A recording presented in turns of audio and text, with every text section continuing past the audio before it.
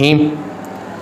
سامعین محترم، علیہ السلام کی حدیث مبارکہ ہے، حضرت علی المرتضیٰ رضی اللہ تعالیٰ عنہ حدیث مبارکہ کے راوی ہیں، کہتے ہیں کہ علیہ السلام نے حضرت علی المرتضیٰ رضی اللہ تعالیٰ عنہ کے ہاتھ کو پکڑا اور پکڑ کر ارشاد فرمایا، اے علی، قرآن پڑھو یا قرآن مجید پڑھاؤ۔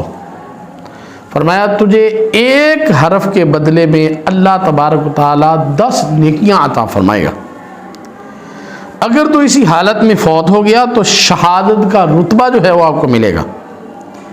اور یہی بات ختم نہیں کی، بلکہ علیہ السلام نے شاہ فرمایا، فرشتے تیری قبر پہ اس طرح حاضر ہوں گے جس طرح لوگ بیت اللہ شریف میں حاضر ہوتے ہیں۔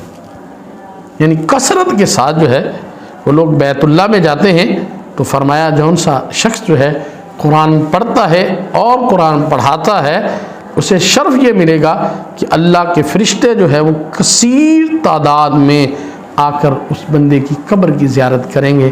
اللہ تعالیٰ ہمیں حضور صلی اللہ علیہ وسلم کی حدیث مبارکہ کو سمجھنے اور اس پہ عمل کرنے کی توفیق عطا فرمائے۔